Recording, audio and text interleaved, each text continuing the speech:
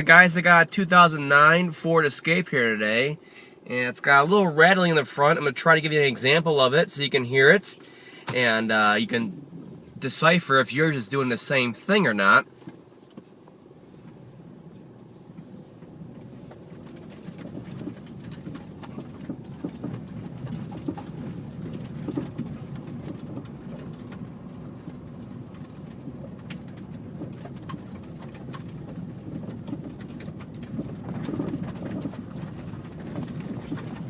Alright, so believe it or not, all that noise you're hearing is coming from this link right here. It travels throughout the vehicle and it really resonates through the strut and the body, and it sounds a lot worse than it is. And then you get this big old bar that it also resonates in across and to the other side. So it makes a lot of noise for a little bit of movement in the actual joint right here. And these are very easy to change out. They actually have a hex holding feature. It's a 17 millimeter, and then the other side is a 15 millimeter nut. So either way, these don't rust up too bad, and of course you have a holding feature, unlike a lot of other models, Ford vehicles, where they don't have a holding feature. So these are very easy to change out. And the way to check them on here is to get both sides of the vehicle up in the air, and so you're not loading the actual sway bar up. And then you're going to come over here to the sway bar itself, and you're going to push up and down on it. You're going to grab it and pull up and down. That little bit of movement in there is enough to make all that noise, and there should be no movement in there.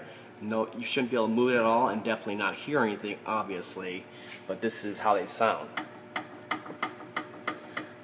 Okay, so I got you in here nice and close. I'm going to show you how to change them out, how to hold it, and get that nut off of there in a close-up perspective on here.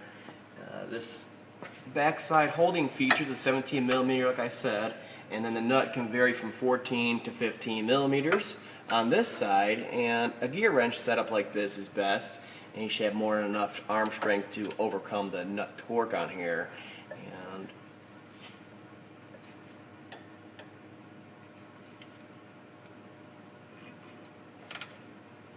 start loosening it up, and you won't really need the holding feature until it's actually loosened like this.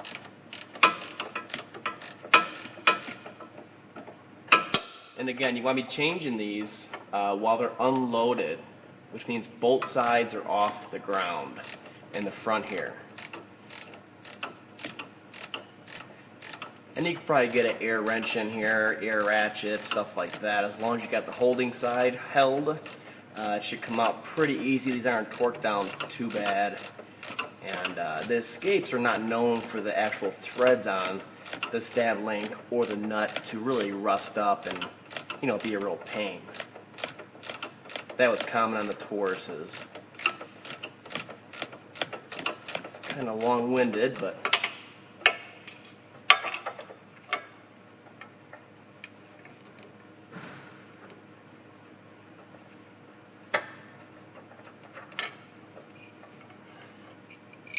that's all there is to it. And you can see it comes right out. There's no, it's not pressed in there or nothing like that. And you'll be able to feel the movement within that joint on there now and where it's all coming from. And you just repeat the same thing up top. I like to clean the actual mating surface where it kind of clamps onto the sway bar. And the same thing goes for up top here. Of course, this one's a lot easier to get to with the air tool if you have them at home. Same thing, hold it, back it out of there. Falls right out. Alright, so these new ones look just like the old ones in design, and they're not directional as far as top and bottom. Just put them back in to the bracket and the sway bar down below. Same way, just like that. And then for your nut, put blue Loctite on it, because there's a lot of vibration in this area in the suspension. It can vibrate loose and cause noise again in the future.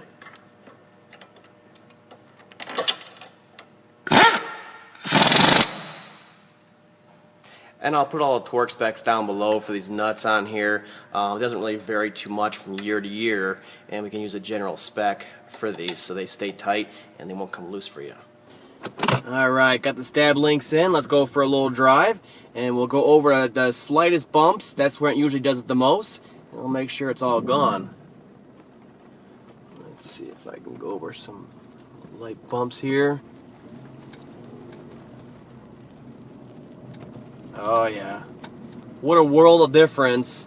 Those little links not being loose. Even in the slightest, they start making tons of noise. And like I said, just resonates, especially because of that stabilizer bar. It's so thick and heavy, it'll just resonate throughout the whole freaking vehicle, and make it sound like it's a lot more expensive repair than it is. So if you have that issue, check it the way I show it. It'll tell you there should be no movement, no popping, nothing like that, like with hand pressure, and you'll know right away if you need to change them out or not, or if it's something bigger. Now in the escapes, it usually is not anything bigger. The struts, nothing like that really has an issue. The lower control arm bushings, nothing like that really is an issue. It's always the stabilizer bar links. So get in there and check it out.